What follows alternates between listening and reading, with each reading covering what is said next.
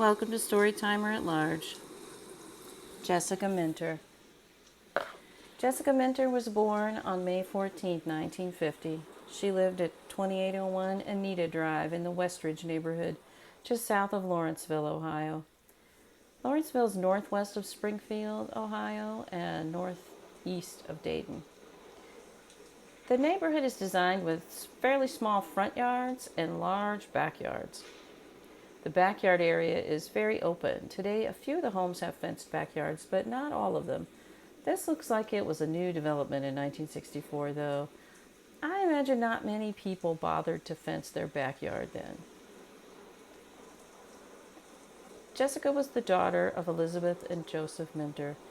The couple had divorced, and Joseph lived in Springfield. Elizabeth was a secretary-treasurer of a Springfield meatpacking plant.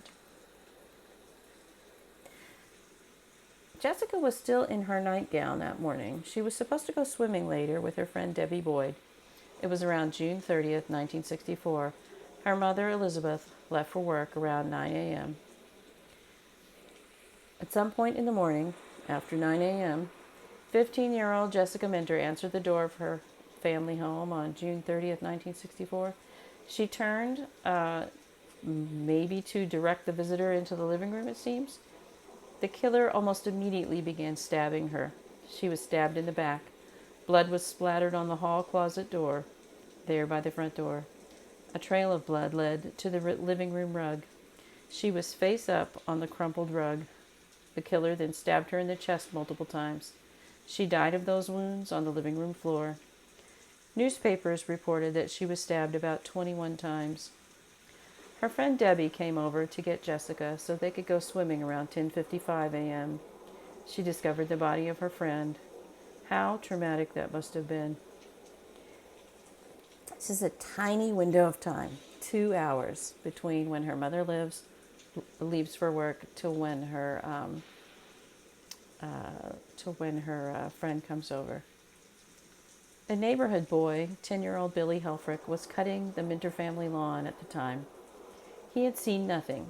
He thought he heard a scream, but didn't think much of it because quite a few kids were outside playing. I imagine he was mowing the backyard or side yard when he heard the scream. None of the neighbors or people working in the area noticed anyone suspicious or any unusual disturbances on that morning. Who could do this? Who would knock on a door in a quiet neighborhood and stab a girl to death? It was daytime. It was morning. This was a brazen killer. This was someone who doesn't think they're going to get caught. And so far, they have not been caught. To walk up to a door unnoticed, that person had to look clean cut and I think had to look harmless. One guy it could be is Eugene William Gall, Jr. He joined the Army after high school. He was there in 1963. He did well at first. He was also in the Army for part of 1964 and stationed in North Carolina. But what if he was home on leave on June 30th, 1964? What if he was just about to go back and his anxiety was ramping up? In the last part of 1964, Gall got into trouble for being a peeping Tom. That essentially ended his military career. They sent him to a facility for a time. I think there was more to his offenses than just peeping. Another thought, what if he was driving someone to that area for regular weekly appointments or helping out in that kind of way too? What if in the years before that he was doing that kind of work for people, driving neighbors up to that area for regular weekly appointments and had gotten in the habit of scoping out these neighborhoods? In 1965 and 1966, after Gall was home for good out of the Army, there was a series of rapes and murders in the Cincinnati area. Sylvia Jones, Alice Holkhausler were among those victims. There are several others as well, but those are just two. I think Gall is responsible for those murders as well. He was back in the Cincinnati area. I believe he was living with his parents in Hillsborough then. I think those middle-aged and older ladies were raped and killed by Gall because they were vulnerable. I also think he may have rationalized the killings because they were older and in his mind had lived a long life already. And also, if he's living with his parents after being discharged from the army, uh, maybe he had stored up a lot of anger and hatred toward his mother and was displacing that upon those ladies. In December of 1970, Eugene William Gall was tried and convicted of a series of abductions, rapes, and robberies in and around Lima, Ohio. Lima is north of Dayton. Gall lived in Middletown, Ohio then. He was so frequently going to Lima to commit crimes in 1970 that he was dubbed the Friday Night Rapist. Gall was supposed to serve decades in prison, but a judge freed him on April 12, 1977. From April 12 to December 15, 1977, both Eugene William Gall and serial killer Larry Ralston were loose at the same time on the streets of Ohio. Larry Ralston was convicted of 4 murders, but he's suspected in many more unsolved murders in the Cincinnati area.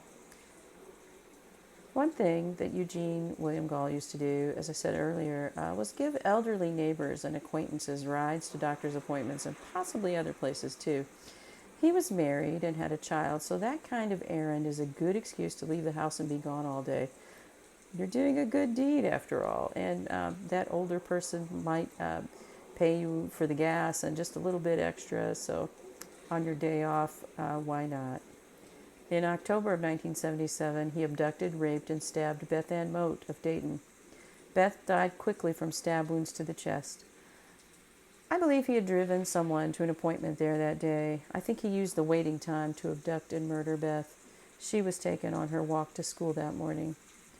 In a 1978 article, his mother mentioned that an elderly neighbor was sad that she couldn't ride with him 2 days a week to Dayton for her doctor's appointments. He used to take her there.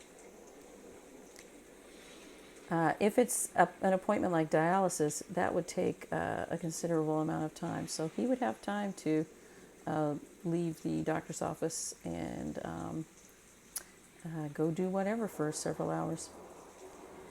He also abducted a group of children, boys and girls, at a bus stop in Beaver Creek, Ohio in 1977. He herded them into a house. He tied the lady of the house up and each of the children as well. He raped all the females in the house, stole money from the lady's handbag, and fled. That group of people reported the crime. When they saw Gall arrested for murder in 1978, they identified him. He wasn't charged with that crime, though. He was working at the time in Beaver Creek when he attacked those children and that woman as an administrative assistant at a nursing home. So he's able to be a mild-mannered administrative assistant at a nursing home while simultaneously committing these crimes like this. Gall was finally caught and taken into custody after the murder of Lisa Jansen. On April 15, 1978, Lisa Jansen was walking to school in Cincinnati.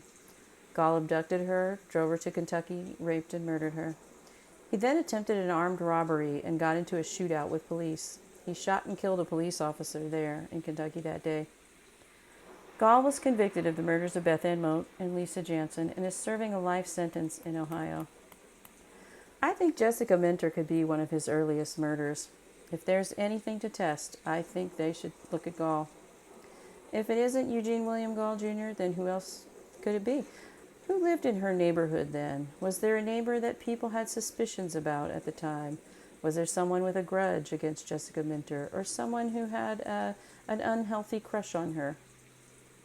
6 months later, on December 28, 1964, Beverly Jarosz was murdered in a similar way. Her murder occurred in the Cleveland area. Was Eugene William Gall Jr. back from his stint in the military then? It's interesting to think about. Jessica Minter was killed, and then 6 quiet months pass, and then Beverly Jarosz is killed. What if he was back and very concerned about not getting caught again? Would he go all the way to Cleveland just to murder a girl? I think he would. This is all just conjecture, of course, But again, if there's anything to test, I would definitely look at Eugene William Gall for this. Rest in peace, Jessica Minter. You deserved a long life. Your friends deserve to have you in their lives. Your mother and father deserve to watch you grow up.